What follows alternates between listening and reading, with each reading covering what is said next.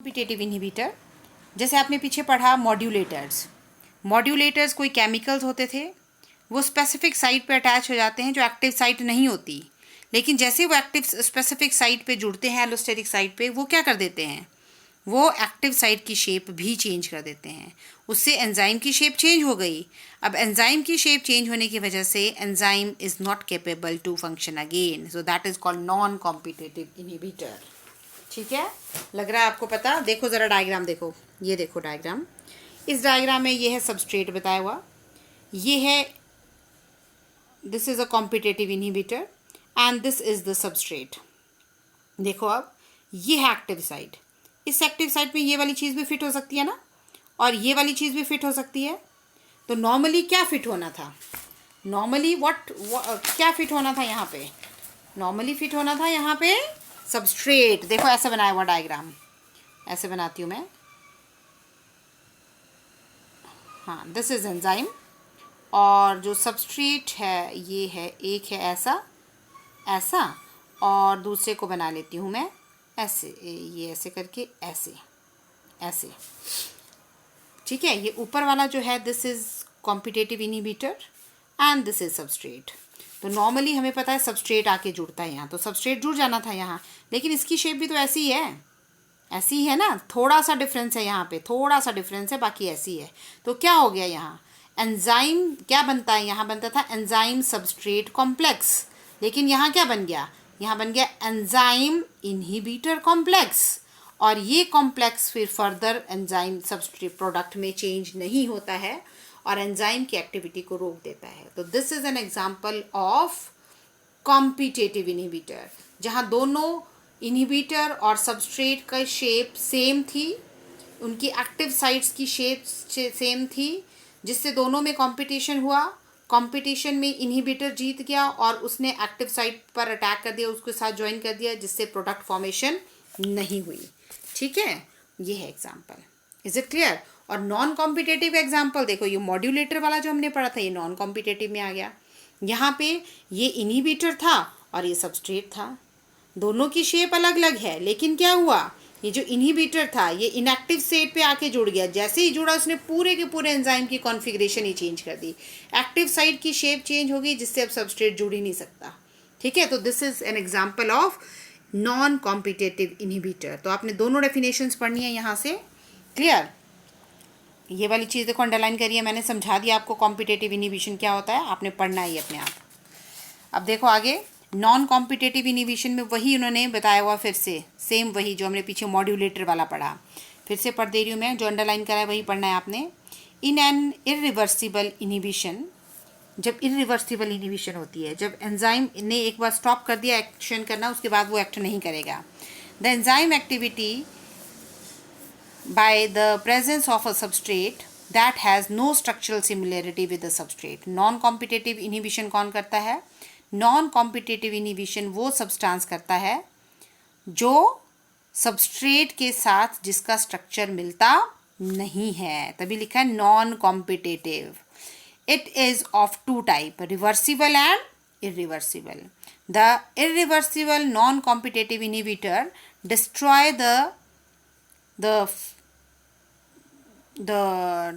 destroy or combines irreversibly with the functional group of enzyme that is essential for its catalytic function. ठीक है, जैसे आपने सुना होगा साइनाइड पॉइजनिंग का नाम, जैसे कोई लोग कोई ह्यूमन अगर साइनाइड ले तो immediately it causes death of the patient. तो वो क्यों होती है देखना, यहाँ cyanide inhibit the activity. Cyanide जो है ये क्या करता है, साइटोक्रोम ऑक्सीडेज एक एंजाइम होता है जो रेस्पिरेशन के लिए बहुत ज़रूरी होता है। तो जैसे ही कोई आदमी साइनाइड लेता है तो साइनाइड जो है वो साइटोक्रोम ऑक्सीडेज के साथ कंबाइन कर जाता है। ठीक है, combine with its metallic ion, और कंबाइन करने के बाद देखो फिर क्या लिखा है आगे, it has no structural similarity with the substrate of the enzyme. इस एंजाइम का सबस्ट्रेट कौन होता था, इसका सबस्ट्रेट होता है साइटोक्रोम।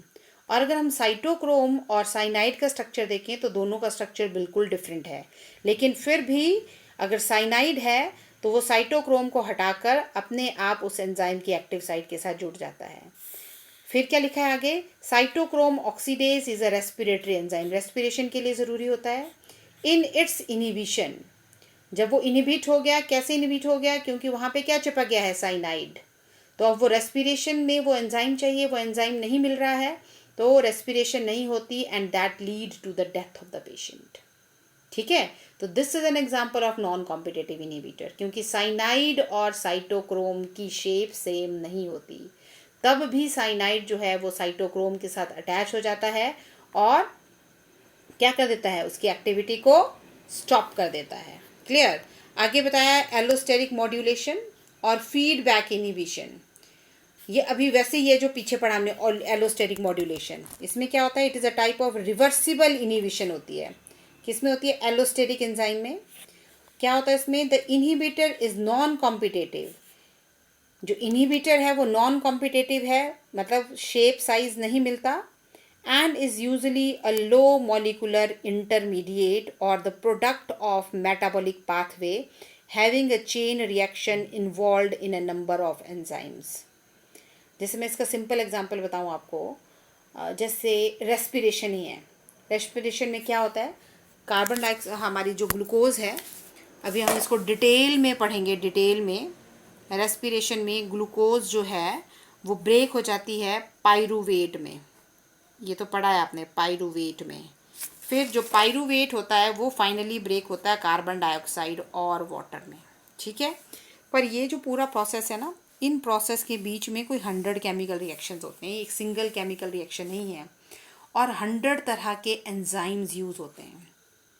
तो इसका मतलब जब पहले, सबसे पहले ग्लूकोज था, फिर पहला प्रोडक्ट बना, फिर कोई एंजाइम यूज़ हुआ, फिर सेकेंड प्रोडक्ट बना, फिर कोई एंजाइम यूज़ हुआ, थर्ड प्रोडक्ट बना, ऐसे ऐसे करके finally we got carbon dioxide and water. ठीक है, तो कई बार क्या होता है, इन सम केसेस, सपोज ये प्रोडक्ट जो बना, this is not the final product is carbon dioxide.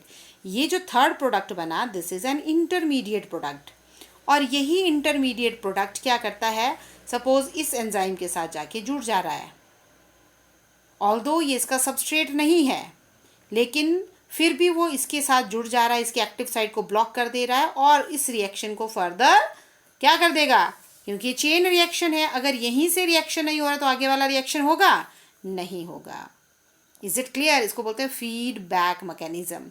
जैसे हमारी बॉडी में ना कई तरह के एंजाइम्स बनते हैं, और बहुत सारे एंजाइम ऐसे हैं जो तभी बनते हैं जब उनकी ज़रूरत है, जब उनकी ज़रूरत नहीं है, जितनी ज़रूरत है उतनी बनती है। तो हमारे बॉडी के सेल्स को कैसे पता चलता है कि अब हमें इनकी ज़रूरत नहीं है, तो जैसे जैसे एंड प्रोडक्ट बढ़ने लगता है ना, जब एंड प्रोडक्ट ज़रूरत से ज़्यादा हो जाता है, तो वही एंड प्रोडक्ट इनहिबिटर का काम करने लग जाता है।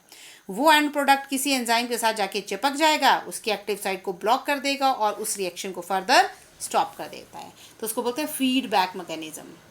ठीक है, फीडबैक मैकेनिज्म मतलब जब प्रोडक्ट बन रहा है और जब उसकी ज़रूरत नहीं है, तो product itself start acting as inhibitor and block the active site of an enzyme and stop its activity. Clear children? So go through these topics carefully. जितना underline किया है उतना ही पढ़ना है. That is all about the chapter. Thank you.